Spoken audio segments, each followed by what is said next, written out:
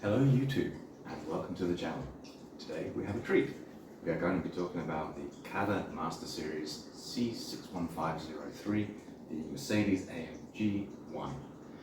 And this is officially licensed from AMG, officially licensed from Mercedes, also officially licensed from Michelin, and it is the Master Series from CADA, designed by Brunojj1, which means he gets full accreditation and he gets paid for his work creating this wonderful design. So let's talk about everything that you want to know about this car. First, we're going to start with the box. The box is a really good quality thing. The front image is glossy on a matte background. It's also embossed. You can feel textures in it according to the image. The back of the box shows another angle of the car. It also shows something about the functions of the car down here, and we'll talk about those just a little bit later. The box itself is smaller than some other 1 to 8 supercar boxes. It contains about 30 litres, whereas some others contain about 40 litres, so it is significantly smaller. There is very little air packed in here, which is good, because it means that the international shipping is less. And it's also going to take less space in your cupboards, because let's be honest, we're displaying this, we're not displaying this. This goes in a cupboard and we only have so much space. Inside the box, it's the classic lift-off type of box. The first thing which greets us is an image of the dashboard inside the real car. Very nice, and there is approximation of that inside the Model 2. We get a 65-page operator manual, which is basically telling us how to put the USB into the top and not to eat the battery, please. And we get the instruction manual. Very simple design on the outside. One book. If you've built CADA large models before, you'll be used to having lots of small models. This is just the one. It's quite thick, but it's still quite easy to use. Inside the box we have numbered sections 1, 2, 3, 4 and 5, and an extra section which has the wheels, tyres and the parts that we use to make the steering wheel on the physical remote control. So that's enough talking about the box. The box weighs about 5 kilograms fully packed, for anyone who's interested. So that's to the side. And then we will talk about the instructions and the building experience. For that, I'm going to bring the camera a little closer and we're going to have a look together. Okay, let's talk about the instructions. First thing to notice is that it is one quite thick book at 309 pages, but it's well printed, it's well bound, and I didn't find any problem at all in using it as intended as a single manual. We can see loud and proud that this is a licensed model. Let's take a look inside. So we have several pages about the real car. We have the box art. I have some information about how the model approximates the real car. This is interesting. This is a pullback motor which approximates the Kerr's regenerative braking system. We have some images showing how the details have been replicated in bricks. I think it's pretty close. We have some more details, built not just for display. This one is a model that is meant to be played with. This one I think is a really interesting comparison. I think it's fair to say that Brunojj1 has hit a lot of the details really, really well, especially within the limits of the brick world, but just in general, he's done a great job. Those wheels, those tyres. So it turns out that Michelin designed a special tyre just for this car, and the tread that we see on these tyres is translated to these tyres, and it matches the real one. Some more information here from Bruno, some more information about the model, and some more words from Bruno. Kind of typical, we have some information about how to use the brick separator. The brick separator from CADA is really very good, especially for pulling out half pins that you might put in the right place, for pulling out regular pins or 3 long pins that you can't get a grip on. Very, very good. And this is something else that I thought was pretty good. Inside that box, we have 5 numbered sub-boxes, and the building sections are lettered and the bags are numbered. So when you come to a new building section A, it's telling you you need to look in box 1 for bags numbered 1. And then each section tells you either what you're building, or some of them give you an image of how the car's going to look at the end of the section. See if I can find one now. And yeah, it gives you a little image of what you're going to be working towards in the next set of bags. There are 7 sets of bags, plus the last one for building the remote and putting the wheels on. The instructions themselves are, if you've built the red supercar from Brunojj, this will come quite familiar to you. There's a lot of building sections and clipping them on, like we see just here.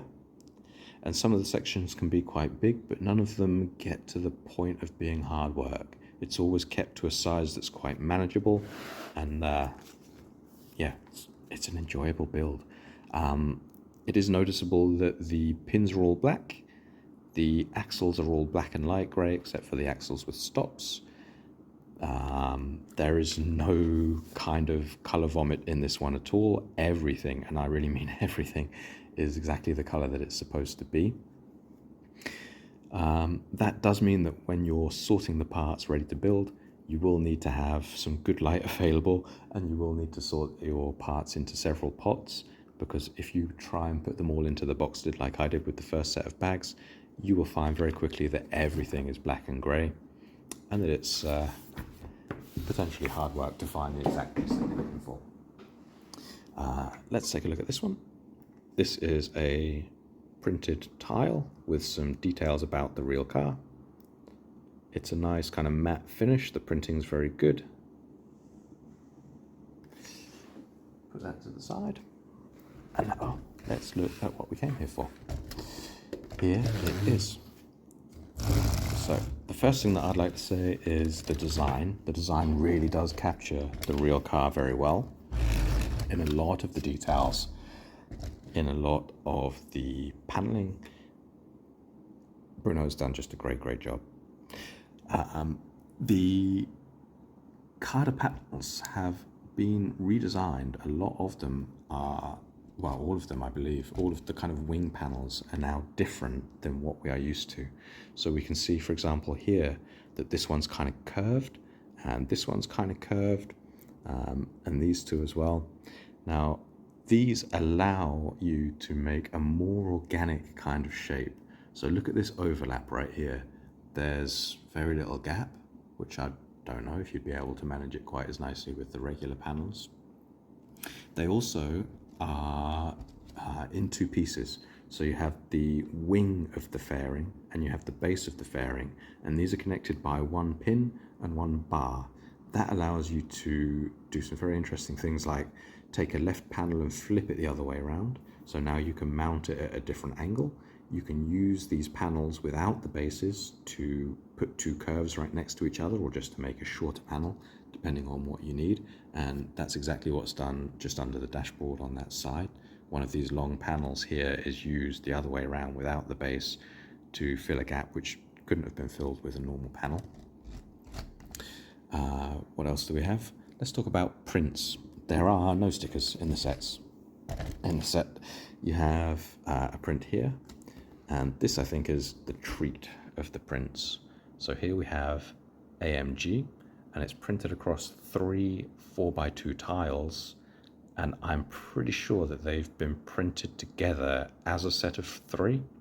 So they've been laid out together on a 12x2 brick and then printed so that they line up absolutely perfectly. You really can hardly tell that there's a gap between the pieces at all.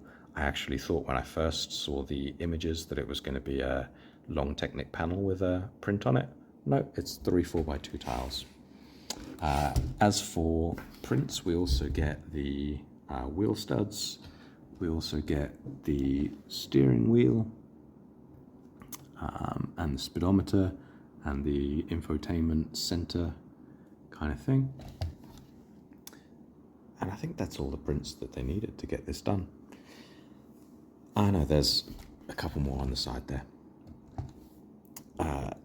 let's take a look at the tyres. The tyres are really, really good. So these also happen to be the same as used on a Bugatti Chiron, but they don't quite look like the ones on the 128 Bugatti Chiron, do they?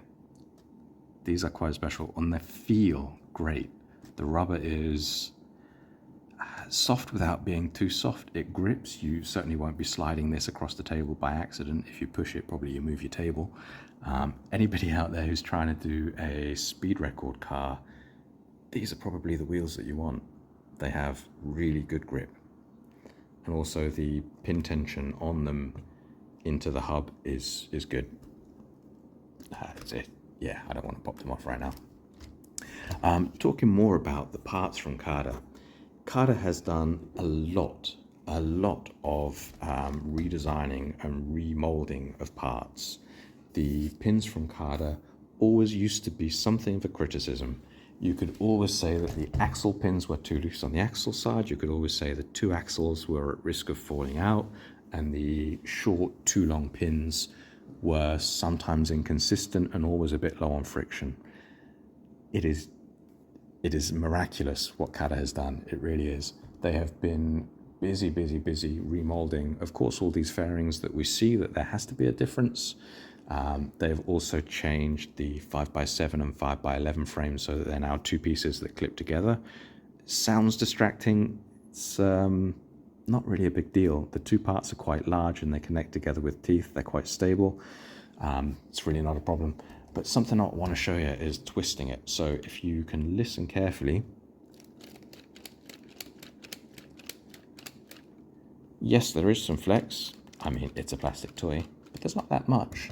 And importantly, when it flexes, it doesn't crack, creak, or groan. There's nothing making uncomfortable noises. Previously, you only really got that with one brick toy manufacturer. Now, you can get it with at least two. And I think that's something that's really important to notice. The quality of CADA has improved a lot, really a lot. If you built before the red supercar and you thought the design was great and the functions were great and all of that, but wouldn't it have been nice if the pins were a bit better? Well, buy this one, build it, enjoy it, and you're going to get the design, you're going to get the parts, and the quality has just improved a lot. So let's talk about functions. There is a lot of electrical functionality on this car, really a lot. So it has 2 electric motors for drive, 2 medium motors for opening the doors and lifting the spoilers, a servo for steering, 6 sets of LED lights, yes, 6, and a pullback motor, which approximates the Kerr's regenerative braking system. So let's turn it upside down and we'll show you some of that stuff. And try and explain, if I understand well enough, how it works. So this motor drives these gears, drives these worm gears, which pulls on a linkage which opens the doors. That's easy enough. This electric motor on the back end here is connected to this differential, which is connected to this differential. The properties of a differential are that you get the average, when it's used in this direction, you get the average of the 2 inputs as the output speed, and the torque of the 2 motors needs to go through the differential as well. So when this motor is locked, means when it has 0 speed on it, and this motor has forward speed on it, the average speed at the differential is half of a motor's worth of speed. So if you use just this motor, forwards or backwards, you will get about half speed. And if you then add this motor in as well, you will get a whole motor's worth of speed, and you will get 2 motors worth of torque. This one, these gears here, transmit torque into the pullback motor. So if you run this motor backwards, you wind up the pullback motor, and then when you push forwards again, you get this motor runs, you can hear it in the tone of this motor, just a little bit faster for just a couple of seconds whilst the pullback motor winds itself out. It's kind of a gimmick, but it's a nice one. And it's very unique in the brick world to have a pullback motor used in this way. So keeps the interest there, keeps it something new. There is one little problem with the system, which I will talk about in a separate video. If you're planning on building this model, if you have bought it or if you're going to buy it, please do watch that second video, which will talk about some functions which can be improved upon. There's then finally another motor in the back, which turns to linear actuators and extends the spoiler. Again, there's something I want to talk to you about in the other video for that. The servo is connected to the front wheels for steering. It's also connected to the steering wheel, as of course it should be. And there's something great in the steering wheel, which is the steering wheel is connected by a bush pin. Why is that great? Well, it means that all the way while you're building the steering, you do not have to worry about whether the gears line up perfectly, whether you're one tooth out. And as we've seen on many other brick models, in the end, no matter how careful you are, quite often, it's not possible to line up the gears perfectly, and you're going to get something with the steering wheel one tooth off no matter what you do.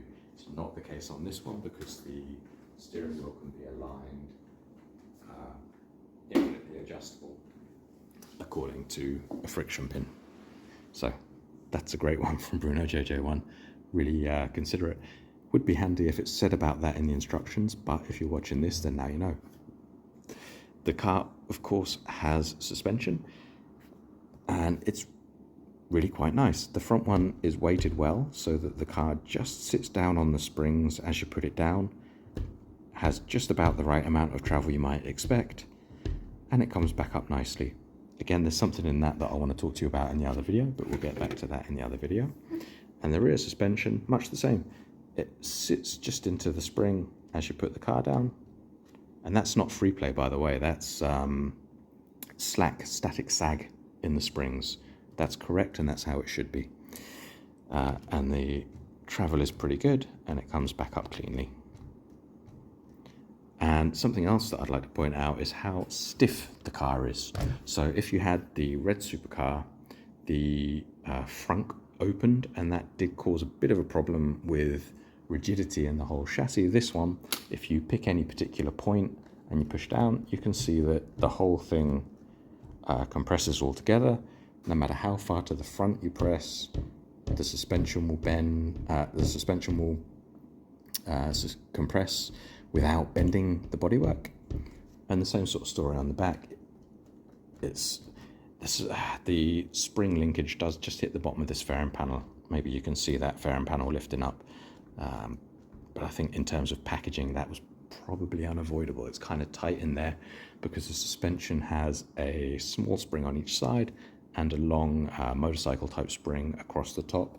And those three springs come together to allow it to have, somewhat like the real car, a softer body roll whilst maintaining a stiffer whole body suspension. So enough talking about the functions. Let's show you, shall we? So the battery is just in there. You can just reach in and push the button. We have the usual CADA remote. We're going to first do the doors and the spoiler. Now, these are all protected by clutch gears, but it does use the clutch gears, so there is some kind of uncomfortable noise. But let's activate that.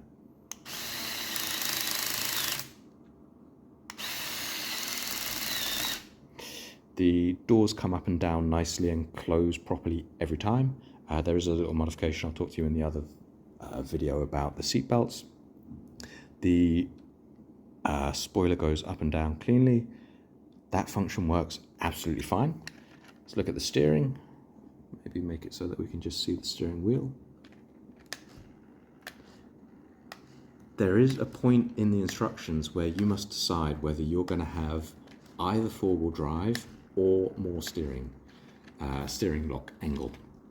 I went for more steering lock angle. You can choose whichever one you prefer.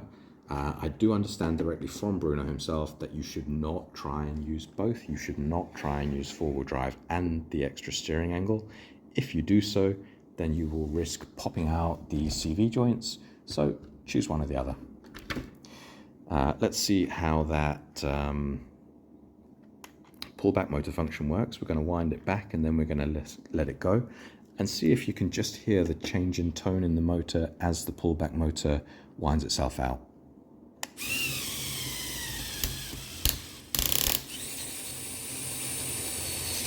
there it is.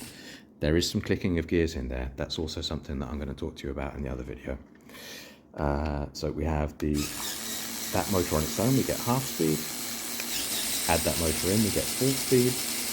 And if we would wind up the pullback motor and let it go at the same time, then we would get a bit more than full speed, which is of course the whole point of regenerative braking. We didn't see the lights. I think the lights are pretty great. So there we have 6 LEDs, count them 1, 2, 3, 4, 5, 6. And on the back, we have also 6 LEDs, 1, 2, 3, 4, 5, 6.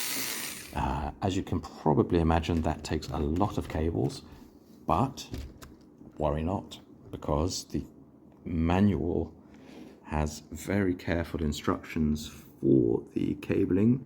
For example, here we tuck it into that hole and it fits perfectly. You get some little rubber bands wrapped around all the cables in the box. Use those to tie up the cables and keep them neat. And there are just similar arrangements all around the car where you can neatly and carefully put the cables away, and everything fits in just as it should.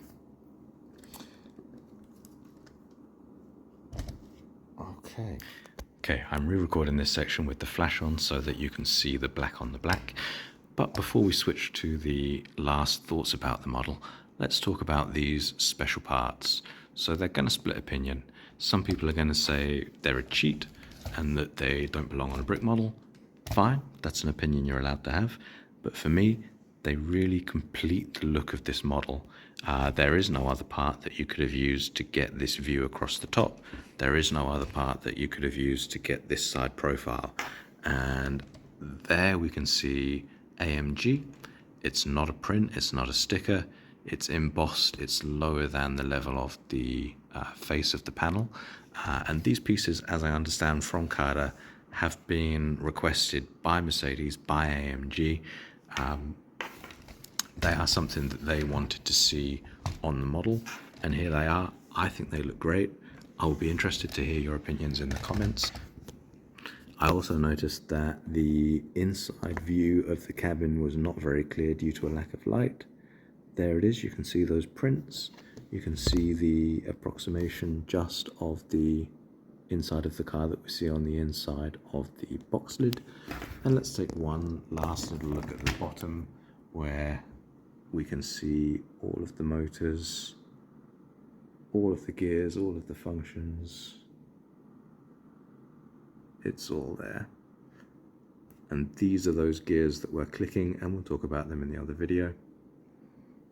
But for now, let's close out. So, should you buy this model? I think you should. If you enjoyed building the red supercar from Brunojj1, this is very much another one from the same author. The building experience is quite similar, except that the parts are now higher quality. And yeah, that's really, I think, the big answer to the question. It's another one from Brunojj1. Why would you want to build that?